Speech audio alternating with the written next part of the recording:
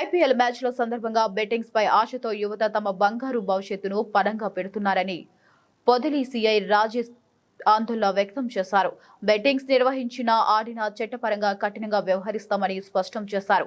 Betting నిర్వహణపై సమాచారం అందించాలని ఆయన ప్రజలను కోరారు.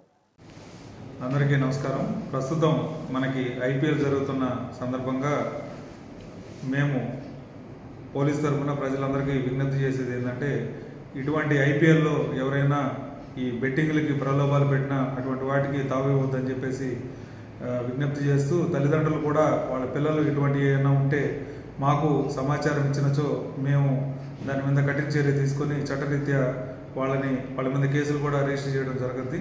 సో దయచేసి ఇటువంటి ఐపీఎల్ బెట్టింగ్స్ అనేటి పొదిలి కానీ కొనకనమెట్ల తర్లుపాడు ఎక్కడైనా కానీ మీ దృష్టికి కానీ వస్తే మాకు సమాచారం ఇస్తే మేము దాని మీద సీరియస్గా యాక్షన్ తీసుకుంటామని చెప్పేసి తెలుపుతున్నాం.